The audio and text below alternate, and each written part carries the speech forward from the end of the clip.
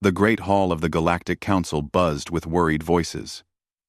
Representatives from 47 different worlds sat in their special chairs, each designed for their unique bodies. Some had wings, others had tentacles, and a few glowed with their own light. But today, all of them looked scared. Ambassador Jin-Woo Park stood quietly near the human section. He was tall and calm, wearing the simple blue uniform of the Human Federation. His dark eyes watched the other delegates argue about the crisis that had everyone so upset. The Caliph swarm had done something terrible. These insect-like creatures had attacked a peaceful research station and taken prisoners. Now they held over 200 innocent scientists and workers from different worlds. The Caliph wanted land, resources, and recognition as a real government. If they did not get what they wanted, they promised to kill their prisoners one by one.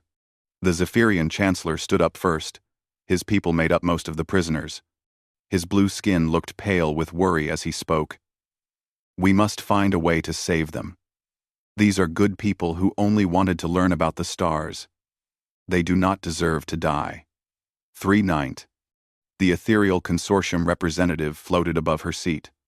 Her body was made of pure energy, and it flickered when she was nervous. We should offer them mining rights to 3 empty systems. It is a small price to pay for innocent lives. Other voices joined in. The Centauri Federation suggested trading some of their own prisoners for the hostages. The architects, who were very old and wise, recommended long talks to find a solution everyone could accept. This was how things had always been done in the galaxy. When someone threatened others, you talked to them. You found something they wanted more than violence. Ambassador Park listened to every suggestion. He did not speak or show any emotion on his face. Other delegates began to notice his silence. They knew humans were new to the council, having joined only 5 years ago. But humans had proven themselves useful in trade and technology. Finally, the council mediator, a gray-skinned being with large eyes, turned to Park. Ambassador Park, the Human Federation has not yet shared their thoughts. What solution does Earth propose? Park stood up slowly. The hall became quiet as hundreds of alien eyes focused on him. His voice was clear and steady when he spoke. The Human Federation has heard all your proposals. We thank you for your wisdom and your concern for innocent lives. However, we must respectfully decline to participate in any negotiations with the Caliph swarm. Shocked gasps filled the hall. Several delegates started talking at once, but Park raised his hand for silence. The room grew quiet again. The Zephyrian Chancellor leaned forward in his seat. Ambassador Park, surely you understand that we must try to save these people. They will die if we do nothing. You are correct, Chancellor Kim, Park replied. They will die if you do nothing. But negotiating with murderers is not doing something. It is making things worse. Worse. The ethereal representative's energy body flared brighter. How can you call trying to save lives making things worse? This is how civilized beings solve problems. We talk. We compromise. We find peace. Park nodded respectfully. I understand why you believe that. But humans have learned something different. We learned it the hard way, with much blood and many tears. We gave you fair warning when we joined this council. We stated our position clearly in our membership documents. He paused and looked around the room. Every being was listening carefully now. Humans do not negotiate with murderers. We do not bargain with those who threaten innocent lives. We do not reward evil actions with prizes. The Caliph swarm made their choice when they took hostages. They chose to be enemies of civilization. The council mediator stood up, his voice urgent. But Ambassador Park, this is how our society works. The alternative is war, and war costs many more lives than negotiation. Park's expression did not change. His voice remained calm and polite. You misunderstand our position.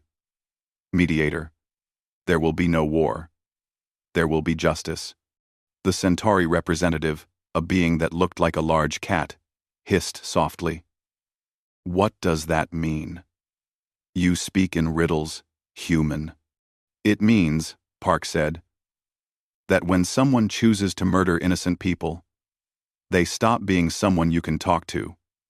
They become a problem that must be solved. The Caliph swarm can release all prisoners immediately and surrender to face trial for their crimes. Or they can continue on their current path. But they cannot do both. The Zephyrian Chancellor stood up again, his voice desperate. Please, Ambassador Park, my people are dying while we talk. Surely human compassion means something. Surely you care about innocent lives. Park's face softened slightly. Chancellor, we care about innocent lives more than you know. That is exactly why we will not negotiate with their killers.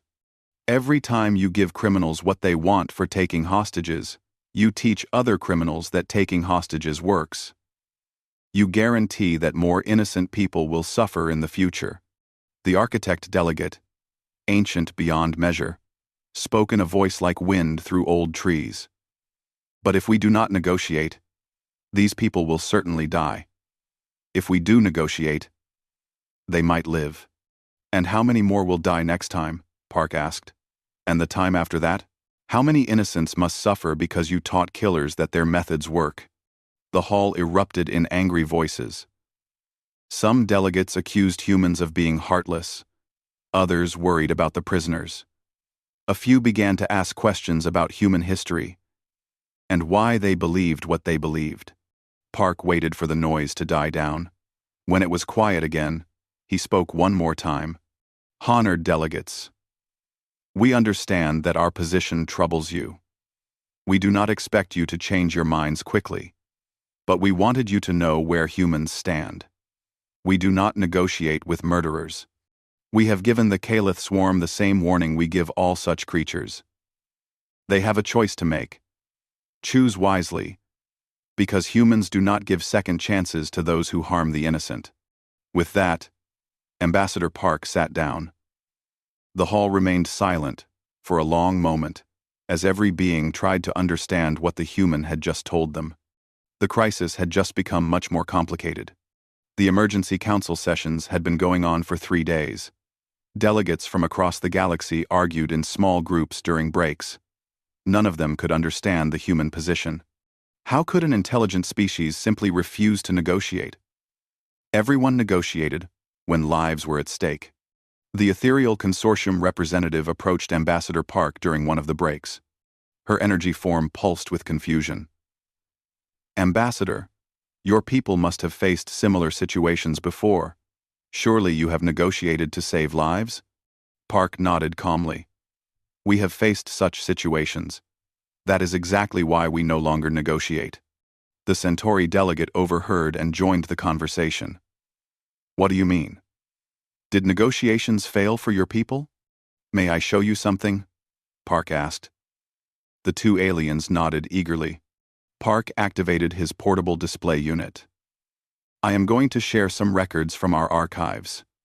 These files show how humans learned our current policy.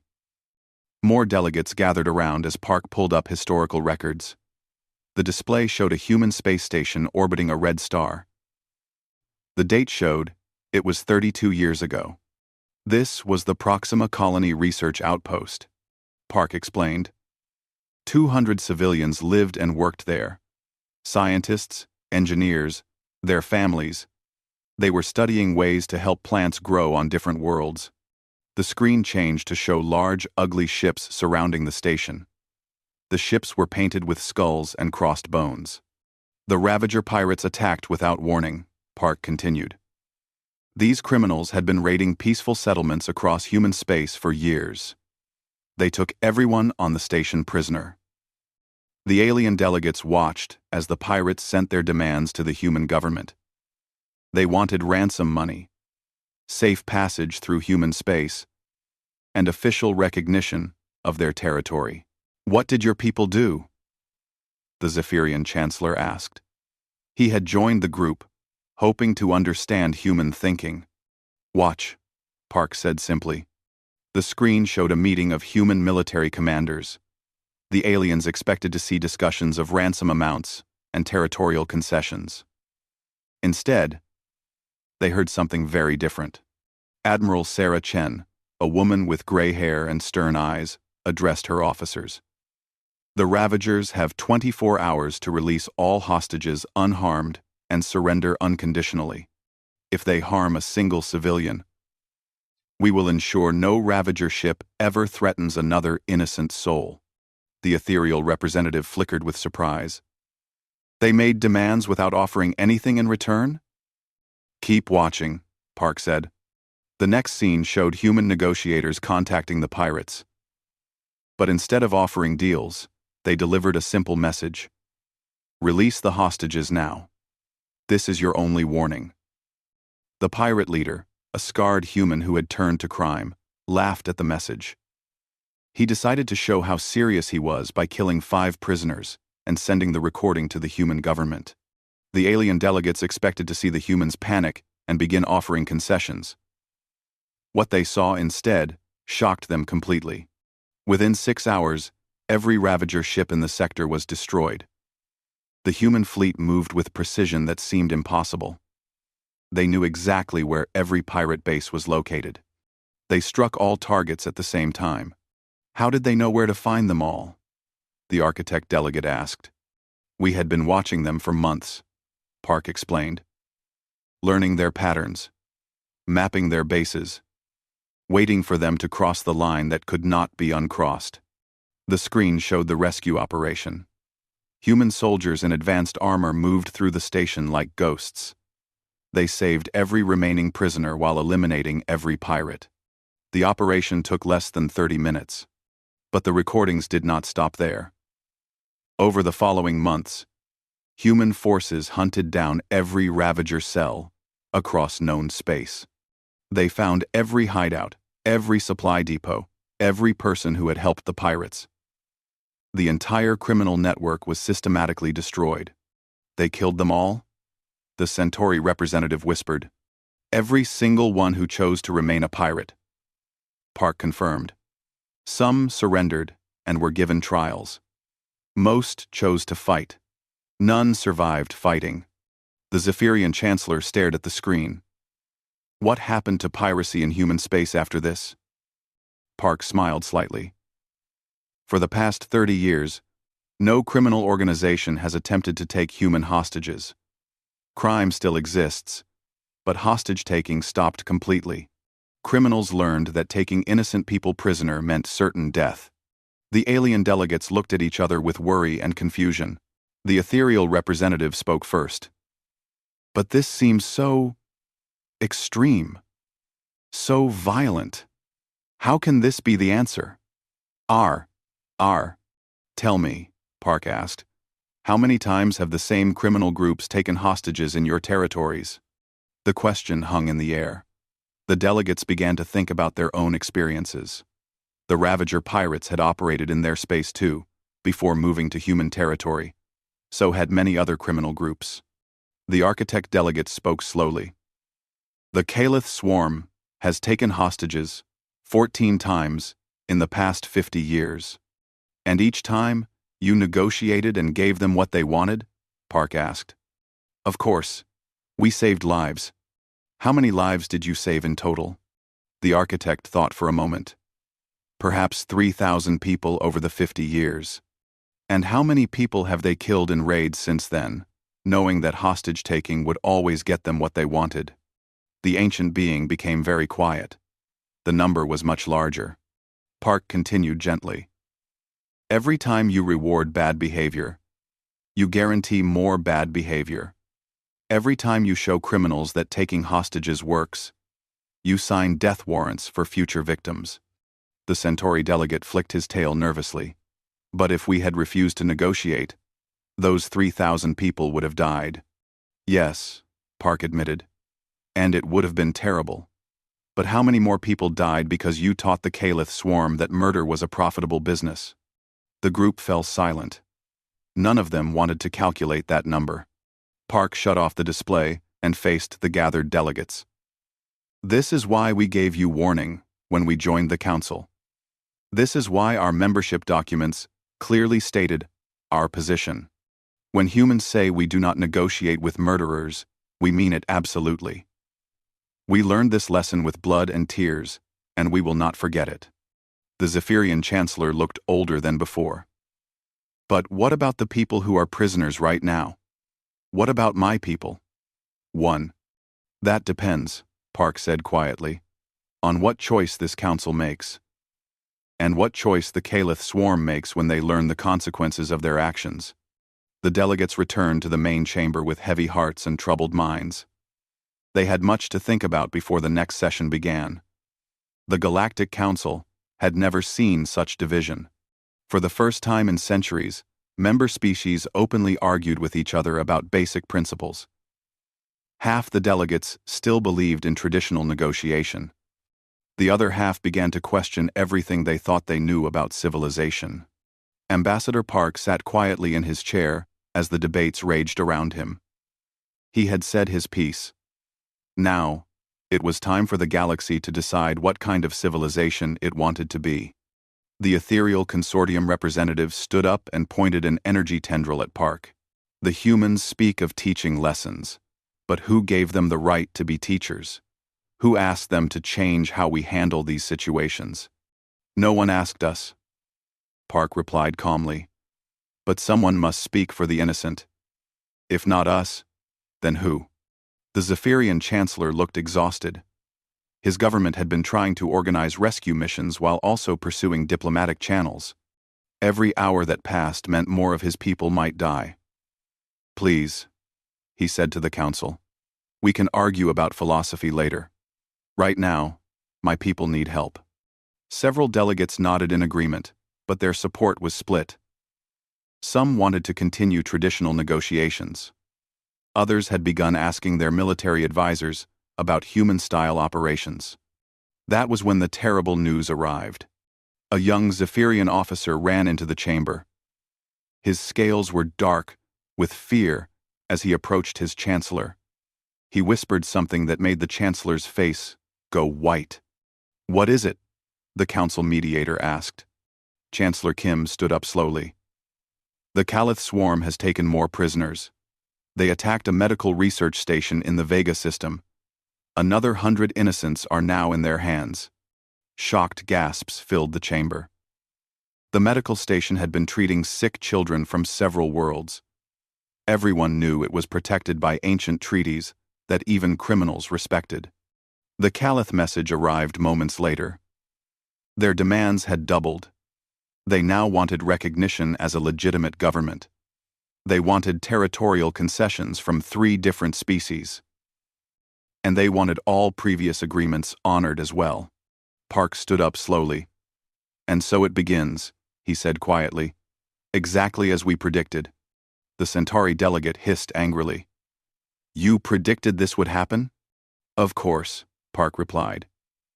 It always happens. Give criminals what they want once, and they will want more next time. The Caliph swarm learned that hostages get them rewards. So they took more hostages to get bigger rewards. The ancient architect delegate spoke in a voice like falling leaves. Our calculations show a troubling pattern. Every species that negotiates with hostage takers experiences an average increase of 340% in subsequent attacks over the following decade. The revelation hit the chamber like a physical blow. For the first time, real numbers supported what humans had been saying. Negotiation did not reduce violence. It encouraged more violence. But the philosophical divide remained deep. The ethereal representative flickered with frustration. Even if this is true, what is the alternative? Are we to become killers ourselves? You are already killers, Park said simply. Every time you reward murder, you become responsible for the murders that follow. The only question is whether you kill innocents through inaction or kill criminals through justice. The chamber erupted in angry voices. Some delegates accused humans of being barbarians in disguise. Others began to ask uncomfortable questions about their own policies. Young species who had recently joined the council looked particularly troubled. They had adopted council policies because they thought it was the civilized way. Now they discovered that civilization might mean something very different from what they had been taught. The delegate from New Eden, a world colonized only 50 years ago, stood up nervously. My people are farmers and artists. We joined the council because we believed in peace. But in those 50 years, we have been raided 17 times by criminals who knew we would negotiate, rather than fight. How is this peace? Similar stories came from other young species. They had all experienced the same pattern. Criminals targeted them precisely because they were known for negotiation and compromise. The Caliph swarm sent another message during the debates. They executed 3 more prisoners to show their seriousness. They also announced they were expanding their demands again. Now they wanted exclusive trading rights with certain systems. Several delegates began approaching the human section during breaks. They spoke quietly, asking careful questions about human doctrine and human methods. The representative from the Beta colonies, a species of blue-skinned humanoids, spoke for many of them. Ambassador Park, if the council were to, hypothetically, request human assistance, how would your people respond? Park's answer was the same to everyone who asked. When the council officially requests human intervention against the Caliph swarm, we will respond appropriately. What does appropriately mean? They always asked. It means, Park replied, that the Caliph swarm will face the consequences of their choices, all of them, permanently. As the hours passed, more delegates began to understand what humans meant. This was not about revenge or hatred. It was about ensuring that certain behaviors had certain results. Every time, the Zephyrian Chancellor finally called for a private meeting with Park. They met in a small chamber, away from the main debates. Ambassador, Chancellor Kim said, I must ask directly. We will do everything possible to save them, Park promised. But we will not let the threat to them stop us from ending the threat to everyone else. And the Caliph swarm? They made their choice when they started killing innocents. Now they must live with the consequences, or die with them. The Chancellor nodded slowly. My people have a saying. The tree that shelters wolves cannot complain when they eat the sheep. We have been sheltering wolves for too long. The next morning brought another escalation. The Caliph swarm announced they would begin executing prisoners every 6 hours until their demands were met completely. They broadcast the first execution to show they meant it. That was when the galaxy truly understood what they were dealing with. These were not reasonable beings who had been driven to desperate acts. These were predators who enjoyed causing suffering and had learned that the galaxy would reward them for it. The momentum in the council chambers shifted dramatically. Delegates who had defended negotiation began to reconsider. Species that had never imagined violence started asking about alternatives. By evening, a clear majority had formed. Not because they loved war or wanted to become like humans, but because they finally understood that sometimes the most humane choice required being completely inhumane to those who chose to be monsters. The formal vote was scheduled for the next morning, but everyone already knew what the result would be. The galaxy was about to learn what justice looked like when humans delivered it. The great chamber of the Galactic Council had never been so quiet. Every delegate sat in perfect silence as they waited for the vote that would change everything. Outside the massive windows, stars twinkled peacefully, unaware of the storm about to break across the galaxy. Ambassador Park sat with his hands folded, his face showing no emotion. He had done everything he could to warn them. Now the choice belonged to the galaxy itself. The crisis had reached its breaking point 12 hours earlier. The Caliph swarm had issued their final ultimatum. They would execute all remaining hostages, now over 400 people from multiple worlds, within 48 hours, unless every single demand was met in full. To prove their seriousness, they had broadcast the execution of Dr. Yuki Tanaka, a famous Zephyrian scientist who had spent her life developing new medicines for children. They forced her to read a statement before they killed her. saying that her death was the fault of the council for not accepting reasonable demands. The broadcast had shattered whatever remained of the negotiation faction's arguments. Even the most peaceful species realized they were not dealing with desperate criminals. They were facing sadistic monsters who enjoyed causing pain. The council mediator stood up slowly. His gray skin looked almost white under the chamber lights. "Honored delegates, we have debated for days. We have heard all arguments. We have seen the evidence. Now, we must decide." He paused and looked around the chamber. "The question before us is simple. Do we continue traditional negotiations with the Caliph swarm, or do we officially request human military intervention to end this threat?" The ethereal consortium representative spoke first. Her energy form was dim, showing her internal struggle. "I have spent 3 days arguing for negotiation. I believed it was the civilized choice. But I have seen the numbers. I have watched the pattern. Every time we negotiate with killers, we teach them that killing works." She paused, her form flickering. "I vote for human intervention." Shocked whispers filled the chamber. If even the ethereals, the most peaceful species in the galaxy, supported military action, then everything had truly changed. The votes continued around the chamber. Each species explained their choice. Some still defended negotiation, but their voices sounded hollow now. Most had reached the same terrible conclusion. Sometimes the only way to protect innocents was to eliminate those who refused to stop hurting them. The Zephyrian Chancellor's vote carried special weight. His people made up the majority of the hostages. The Caliph swarm has had decades to choose civilization. They have chosen otherwise, again and again. My people die while we debate with their killers. I vote for human intervention. The ancient architect delegate spoke last among the negotiation supporters. For 10,000 years, my people have believed in peaceful solutions. We have negotiated with every enemy, forgiven every crime, sought understanding with every aggressor. The ancient being paused for a long moment. We have also watched countless innocents die because we taught their killers that murder would be rewarded with prizes.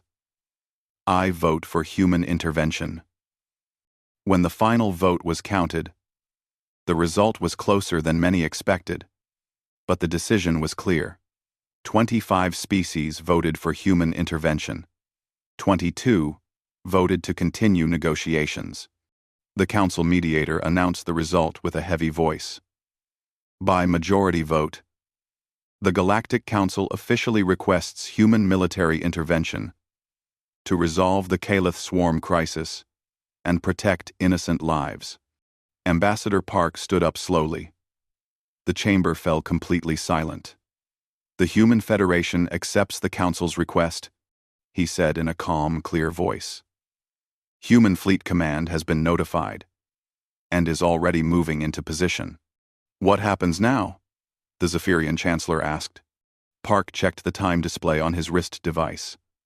The Caliph swarm has been informed that they have 6 hours to release all hostages unharmed and surrender unconditionally to face trial for their crimes. If they refuse, there will be no further communication.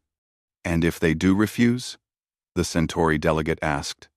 "Then they will discover what humans do to those who choose to murder innocents," Park replied simply. The chamber erupted in nervous chatter. Some delegates seemed relieved that a decision had finally been made. Others looked worried about what they had just unleashed. The Caliph swarm's response arrived within an hour. They rejected the surrender demand and increased their threats. They would begin executing prisoners every hour instead of every 6 hours. They also announced that they had rigged explosives throughout their facilities. If attacked, they would kill everyone rather than face capture. Park read the message aloud to the assembled delegates. When he finished, several beings asked if humans would reconsider their approach, given the new threats. "No," Park said simply. "The Caliph swarm continues to believe that threatening innocent lives will protect them. They will learn otherwise." But they say they will kill all the hostages if you attack, the ethereal representative said urgently. They say many things, Park replied. They said they would kill hostages if we did not meet their first demands. They said they would kill hostages if we did not meet their second demands. They have been killing hostages all along. At least now they will pay the price for it. As the 6-hour deadline approached, tension filled the chamber. Intelligence reports showed the Caliph swarm moving ships and reinforcing their positions. They seemed confident they could force humans to negotiate when faced with massive civilian casualties. Long-range sensors detected human fleet movements, but the aliens could not understand the scope of what they were seeing. Human ships seemed to be everywhere at once, moving in patterns that defied normal strategic thinking. How many ships do humans have? The Beta Colony representative asked nervously. Park smiled slightly. Enough. The final hour dragged by like a century. Some delegates prayed to their various gods. Others calculated casualty estimates. A few tried to convince Park to negotiate one more time. But Ambassador Park sat calmly, checking his chronometer periodically. When the 6-hour deadline passed with no word from the Caliph swarm, he stood up and addressed the chamber. The deadline has expired. The Caliph swarm has made their final choice. He looked around the chamber, one last time. In approximately 18 minutes, you will see what happens when humans deliver justice. The galaxy held its breath as those final minutes ticked away. Every delegate stared at the displays showing the Caliph swarm positions. The criminals seemed to be celebrating, confident that their threats would force even humans to back down. They were about to learn they had made the biggest mistake in galactic history. 18 minutes later, the universe changed forever. At exactly 18 minutes after the deadline, every screen in the Galactic Council chamber lit up with the same impossible sight. Human ships appeared simultaneously around every Caliph swarm position across 3 entire star systems. Not just the main bases that everyone knew about. Every facility, every supply depot, every hidden outpost, every single ship. The coordination was beyond anything the assembled aliens had ever witnessed. It was as if humans had been watching and waiting for this moment for years. Ambassador Park stood calmly as chaos erupted around him. Delegates shouted questions and pointed at the displays, showing real-time footage from across the galaxy. The scale of the human response was staggering. How did you find them all? The Centauri representative demanded. We have been tracking every Caliph swarm asset for the past 2 years, Park replied simply. We told you, we do not negotiate with murderers. We did not say we ignore them. The first phase of the operation began exactly on schedule. Human Special Forces teams materialized inside heavily fortified Caliph positions using technology the aliens could not understand. The rescue operations were surgical and precise. On the screens, the delegates watched human soldiers move through enemy facilities like shadows. They knew exactly where every hostage was being held. They eliminated guards with silent efficiency while protecting every innocent life. Within 20 minutes, all 437 hostages had been extracted alive. Not injured, not traumatized beyond help. Alive and safe. Impossible, whispered the architect delegate. The Caliph swarm had them scattered across dozens of locations, all heavily defended. Nothing is impossible if you plan correctly and execute perfectly, Park observed. But the humans were not finished. As soon as the hostages were safe, the second phase began. Every Caliph swarm ship, station, and base across their entire territory came under simultaneous attack. The aliens watched in awe and horror as the criminal empire that had terrorized the galaxy for decades was systematically erased. They are not trying to capture anything, the ethereal representative said in shock.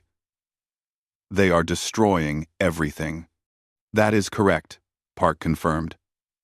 The Caliph swarm made a choice. Now they face the consequences. On the screens, Caliph commanders tried desperately to surrender. They sent frantic messages offering to negotiate, to give up territory, to pay reparations. Human forces ignored every transmission. This was not a negotiation. This was the end. The Zephyrian Chancellor stared at the displays. How long will this take? Well, Exodus. Park checked his chronometer. 72 hours to complete elimination of all Calith swarm assets. 18 hours to confirm no survivors who refuse to surrender. You planned this entire operation before the vote? The council mediator asked. We planned 17 different operations, Park replied. We hoped we would never need to use any of them. The Calith swarm chose which plan became necessary. By the end of the first day, the galaxy understood what human justice looked like. The Calith swarm, which had existed for over 2 centuries and controlled territory larger than some council member systems, simply ceased to exist. Not captured, not defeated, eliminated completely. The alien delegates struggled to process what they were witnessing. Some called it genocide. Others called it the most effective law enforcement operation in galactic history. All of them recognized that the galaxy would never be the same. What about mercy? The ethereal representative asked. What about forgiveness? What about the chance to redeem themselves? Park turned to face her directly. They were given mercy every day they were allowed to live after their first murder. They were given forgiveness every time the galaxy negotiated, instead of punishing their crimes. They were given chances to redeem themselves for over 2 centuries. His voice remained calm and steady. They chose evil again, and again, and again. Today, they faced the consequences of those choices. The aftermath reports began arriving within hours. Criminal organizations across the galaxy were abandoning hostage-taking as a tactic. Pirate groups that had operated freely for decades suddenly found themselves reconsidering their career choices. The mere possibility of human intervention had become a deterrent. Some council members condemned the human actions as barbaric and extreme, but others quietly began requesting information about human security doctrine. The numbers were impossible to argue with.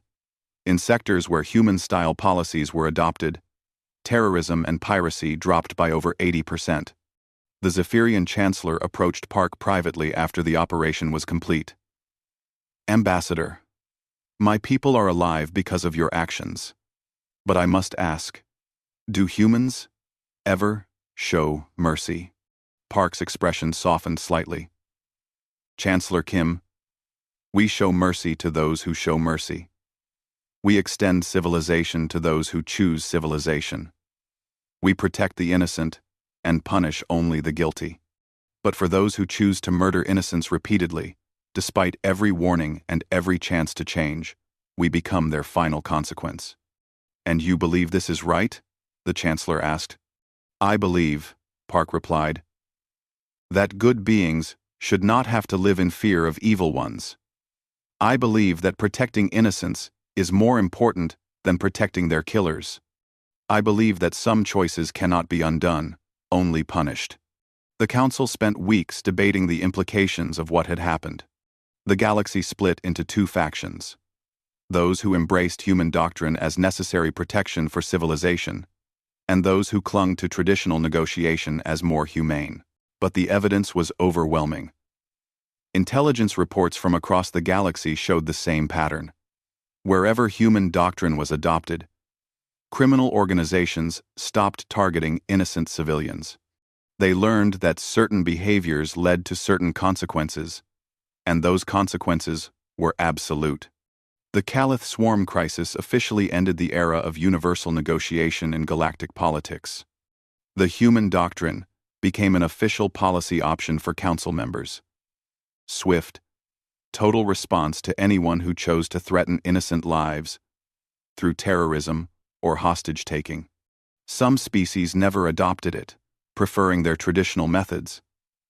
Others embraced it completely. Most found a middle ground, reserving human-style responses for the worst criminals while maintaining diplomacy for other conflicts. The galaxy learned to speak a new language that day. A language where certain words carried absolute weight, where certain actions had permanent consequences. where choosing to harm innocents meant choosing to face humans who would neither forgive nor forget.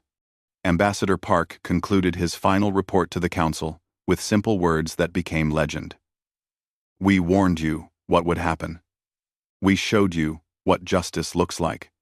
The choice of how to respond was always yours. But remember, evil that goes unpunished teaches others that evil pays. Good that refuses to fight for itself will not survive to protect anyone else." The galaxy listened, and the galaxy remembered. The age of negotiating with murderers was over. The age of consequences had begun. From that day forward, when criminals considered taking innocent lives, they had to answer one simple question. Was their cause worth facing human justice? Most decided it was not. The few who chose otherwise learned why humans had given fair warning first. The innocent slept more safely, and civilization grew stronger, because sometimes the most humane choice required being completely inhumane to those who chose to be monsters.